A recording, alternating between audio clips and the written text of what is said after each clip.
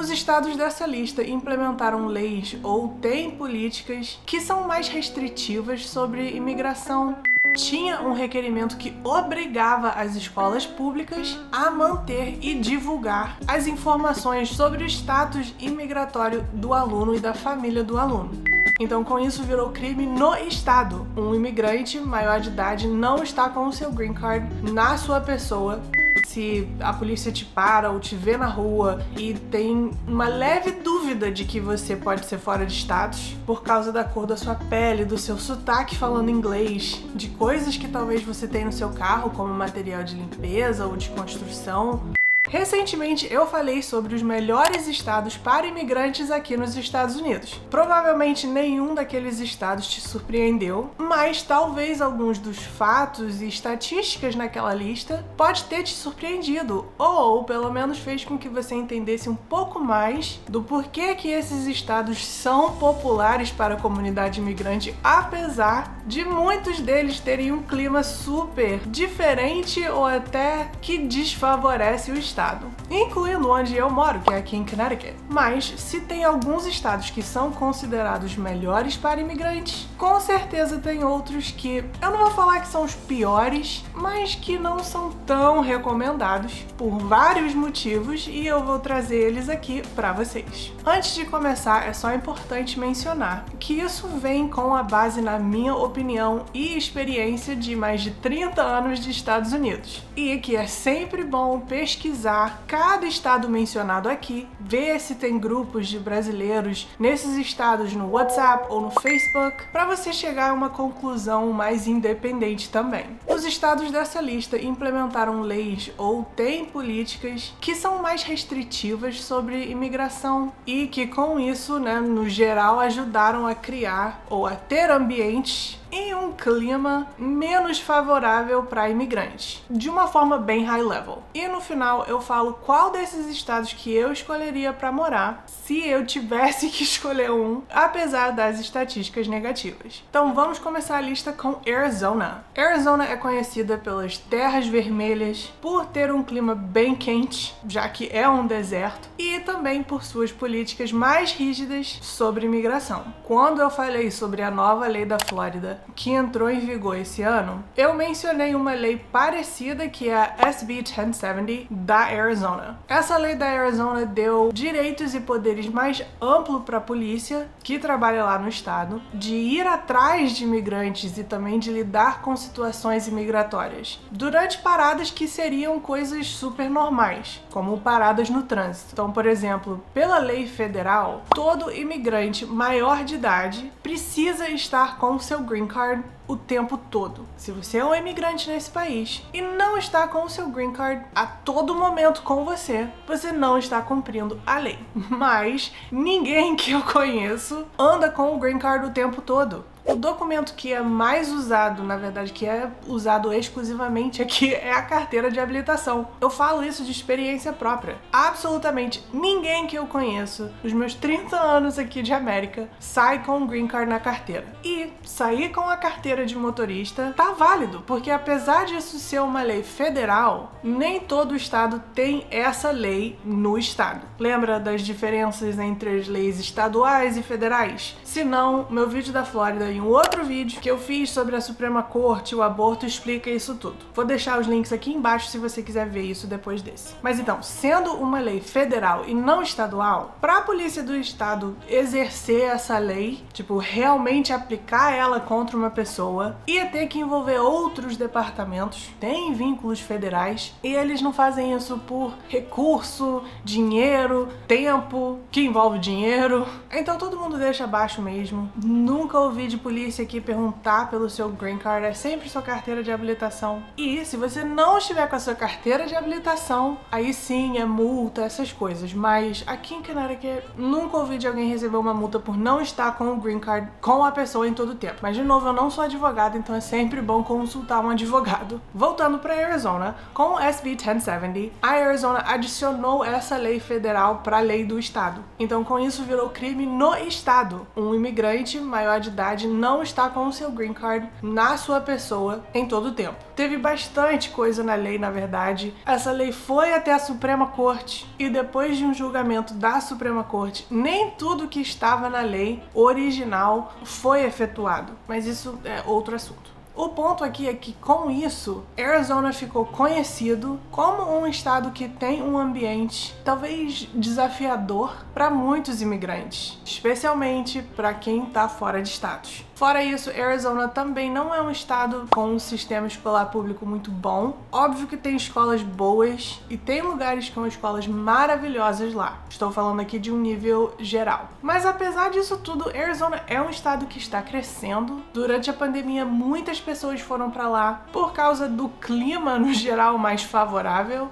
Apesar de Arizona realmente ser muito quente às vezes por ser um deserto, quando se compara o inverno rigoroso daqui do norte, é sim mais atraente estar lá na Arizona. Você tem mais oportunidades de viver a vida do lado de fora de casa e curtir o ambiente, a natureza e as coisas um pouco mais. Depois de Arizona, a gente vai falar sobre Alabama. Semelhantemente, Alabama também aprovou uma lei em 2011 bem rigorosa contra imigrantes, conhecida como HB 56. Que gerou preocupações de discriminação racial e que ia limitar acesso a serviços públicos no geral para imigrantes. Além disso, essa lei meio que permite que as polícias podem fazer racial profiling. Se a polícia te para ou te vê na rua e tem uma leve dúvida de que você pode ser fora de status por causa da cor da sua pele, do seu sotaque falando inglês, de coisas que talvez você tenha no seu carro, como material de limpeza ou de construção, qualquer coisa eles podem usar como motivo para te abordar e pedir sua documentação. Fora isso, a lei também proibiu empregadores de contratar pessoas que estão fora de status e também tinha um requerimento que obrigava as escolas públicas a manter e divulgar as informações sobre o status imigratório do aluno e da família do aluno. Essas informações iam ser divulgadas diretamente para o estado, mas isso óbvio que gerou muito medo nas famílias. Como sempre, essa lei foi efetuada e logo em seguinte teve processos contra.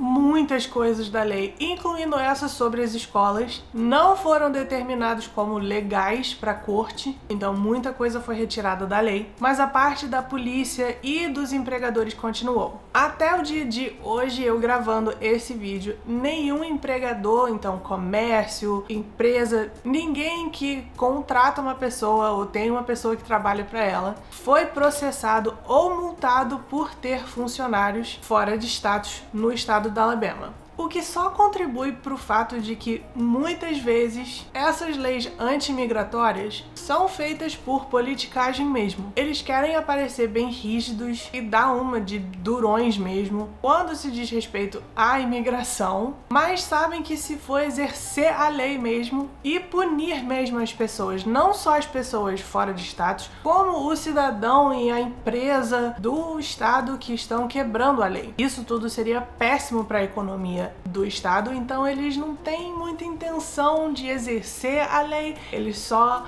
fazem para dar medo nas pessoas, aquela apelação para agradar um bloco de pessoas, mas isso é outro assunto. Então, independente disso, Alabama não tem um clima muito favorável para imigrantes e, além disso, também é um estado com o sistema escolar público abaixo da média aqui do país. Não só isso, mas é um estado com alto índice de violência e é um dos estados com menor renda de família do país, juntamente com alto índice de pobreza. Eu me critico muito falando essas coisas porque tem partes de Alabama que são boas e toda estatística e informação tem que ser pesquisada mesmo para saber como chegaram nisso. Quais são os parâmetros que eles usaram para determinar isso? Eu dou o exemplo daqui de Connecticut. Estatisticamente, Danbury não tem as melhores escolas do estado e é por isso que tem muita discriminação, até da própria comunidade brasileira, com as escolas de Danbury.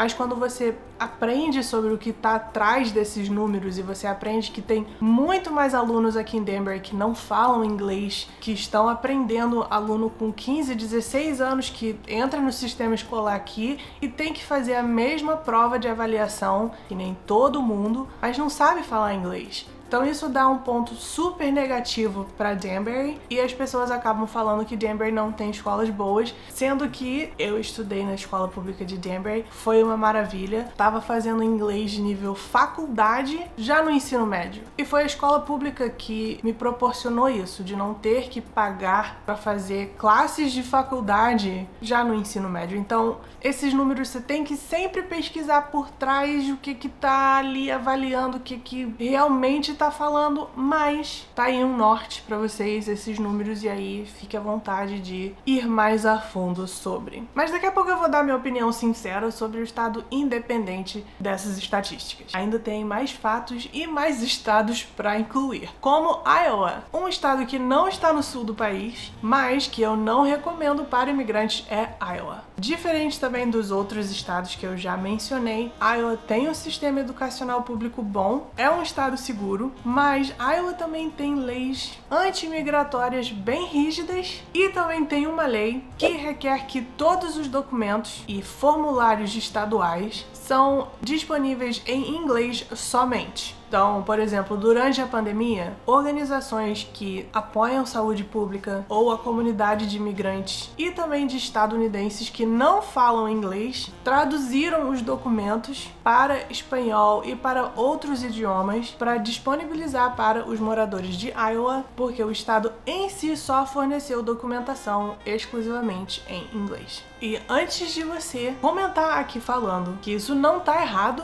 que inglês é o idioma do país, então o estado não tem que fazer nada além disso, entendam que a realidade daqui não é bem assim. Primeiro que tem muitas pessoas que são estadunidenses mesmo, a pessoa é cidadão aqui do país e não fala inglês. Tem muitas comunidades que você consegue viver sem falar inglês. Em Miami você fala mais espanhol do que inglês. De verdade, de você ligar para restaurantes, para lojas e a pessoa fala espanhol com você de primeira mão do que inglês. E se você continuar achando isso ridículo, o segundo ponto é que esse país não tem um idioma oficial. Alguns estados podem determinar um idioma oficial do estado, mas o país, o governo federal, não estabeleceu nenhum idioma oficial. Por quê? Porque é fundamental que a gente tenha a liberdade de falar qualquer idioma que a gente quer nesse país. Um fato que muitas pessoas esquecem. Os fundadores desse país, os Founding Fathers, que muitas pessoas gostam de citar, mencionar e meio que às vezes até reverenciar, não incluíram o idioma oficial. Então não tem nada de idioma lá na Constituição. E não é porque naquela época todo mundo falava inglês, não. Na época da Revolução desse país, muitas pessoas e grupos que até lutaram para a independência desse país falavam francês, holandês, alemão e também as tribos indígenas daqui têm seus próprios idiomas. Então, se eles quisessem incluir alguma coisa sobre idioma lá, eles poderiam, por já terem pessoas morando aqui, grupos mesmo, comunidades de pessoas falando outro idioma. Agora, é inegável que inglês realmente é o idioma dos Estados Unidos. Alguns estados reconhecem isso oficialmente, outros estados reconhecem outros idiomas além do inglês como idioma oficial. Já tiveram centenas de tentativas de formalizar isso numa lei federal e realmente fazer uma lei decretando que o inglês é o idioma oficial do país. Porém, essas propostas nunca vão à frente. Então, seguimos sem um idioma oficial no país. Quando um estado decreta que inglês é seu idioma oficial e se nega em disponibilizar informações de saúde pública ou de educação, até para votação, tipo, para registrar para votar aqui, em outro idioma popular naquele estado, tipo, o segundo idioma mais falado no estado, além do inglês. Eu acho que é uma sacanagem e ridículo, de verdade. Eu tenho tanto, mas tanto orgulho que Danbury disponibiliza informações para você registrar seu filho nas escolas aqui, em português também. Então, tá reconhecendo que apesar de ser um idioma diferente, você precisa dessa informação e é importante para o seu entendimento, o acesso a ter essa informação, sendo um morador, sendo residente, sendo uma pessoa que contribui de alguma forma para esse lugar. E você não vai encontrar isso em Iowa. Fora que o representante do estado, o Steve King, estava representando o estado por quase 25 anos, foi literalmente expulso do cargo dele pelo próprio partido por comentários e atos de apoio à supremacia branca. Sério. Com isso, comentários racistas. Agora vamos falar das Carolinas. Isso pode ser uma opinião não popular, porque Carolinas são estados populares, ou que estão crescendo em popularidade. Mas, apesar disso, eu não recomendo. O que eu recomendo é você deixar seu like nesse vídeo, se você tá curtindo, e para se inscrever no canal, para não perder informações como essa e mais do dia a dia aqui e a vida real dos Estados Unidos. Mas então, a Carolina do Sul, então South Carolina, também tentou implementar leis parecidas com as leis de Arizona, uma que dava direito para a polícia pedir seu green card também, leis que contribuem para racial profiling da polícia, leis que punem moradores do estado por simplesmente estar com alguém fora de status dentro do carro. Isso tudo lembra outra lei parecida, mas, como sempre, a lei foi processada.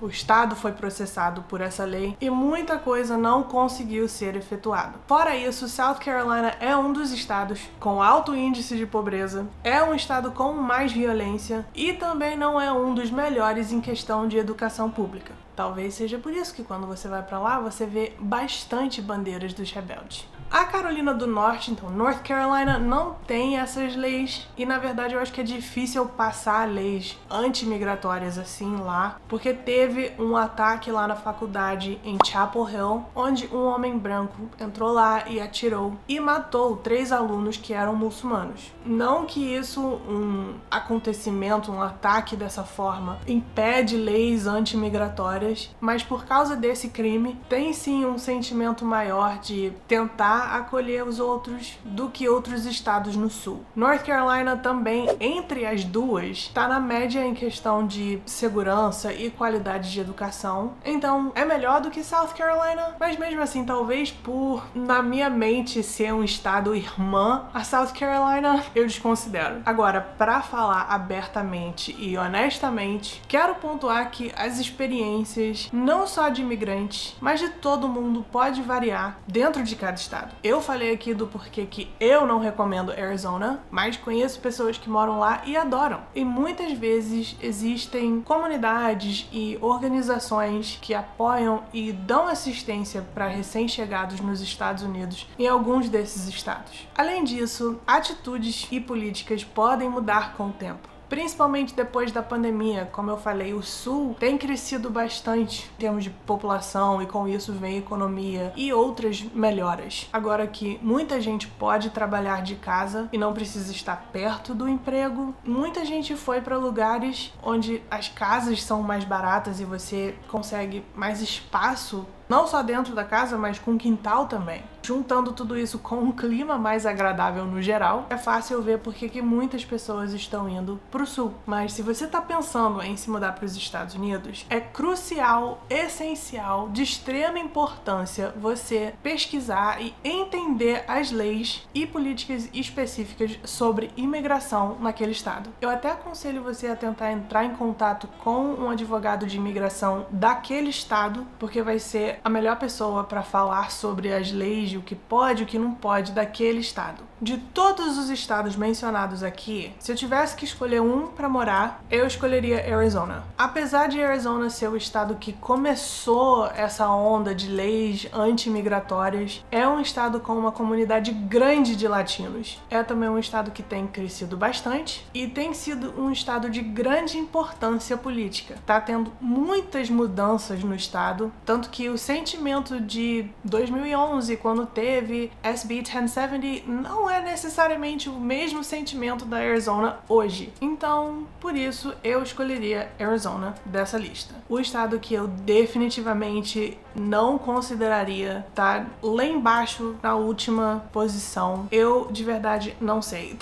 Tá entre Alabama ou South Carolina, se bem que aquela lei da Iowa também me irrita bastante, mas eu consigo me ver em Iowa mais do que esses outros estados. Eu não sei. É importante vocês também saberem que essa cultura cultura de bandeira dos rebeldes e um estilo bem mais estereotipado dos Estados Unidos é mais comum no sul do país e eu não curto. Já estive em áreas lá no sul do país onde, conversando com pessoas, coisas bem normais, a pessoa mencionou a guerra e eu achei que era guerra com o Iraque. Era um passeio de escola na época, então tava no ensino médio, achei que era guerra com o Iraque. Hoje em dia, talvez eu ia pensar que fosse a guerra da Rússia, sei lá, mas a pessoa literalmente falou que só teve uma guerra de importância pra nós. There was but one war. E mesmo assim demorou pra registrar na minha cabeça que a pessoa tava falando da guerra civil. E a história desses estados não me inspira, pelo contrário, me desanima. Sei lá, eu sei que eu tô falando muito entre linhas, mas basicamente, eu acho que existem muitos lugares nesse país que se prende a um passado e em ideologias antigas. E isso existe em muitos lugares. Até aqui no norte você vai encontrar isso. Porém, no sul do país, você encontra isso muito mais, porque faz parte da cultura de lá, da cultura deles atual no dia de hoje. E aqui no norte é mais incomum você achar isso. Apesar de existir, sim, eu posso falar muito sobre essas diferenças entre o norte e o sul, sobre questões raciais nesse país num geral, que é algo que muita gente sofre quando vem pra cá. Não com questões raciais, mas sofre o baque de ver e presenciar e viver, sim, o quanto isso é real e afeta todo mundo aqui nos Estados Unidos, que é muito diferente do que é aí do Brasil. A forma que isso é vivido no dia a dia. Mas isso tudo é assunto para outro vídeo se quiser. Se tiver alguma dúvida ou se eu estou completamente errada sobre um desses estados, me deixa saber aqui nos comentários. Adoro conversar com vocês e ter uma perspectiva diferente. Eu não incluí a Flórida nessa lista porque a Flórida está em territórios desconhecidos atualmente. A lei foi sim efetuada em julho, está sendo processada, tem várias mudanças acontecendo com a Flórida. Se quiser saber desses detalhes do estado da Flórida, por cada coisa que está na lei, eu fui lá item por item, assiste esse vídeo aqui. Thank you guys so much. I will see you next time. Bye!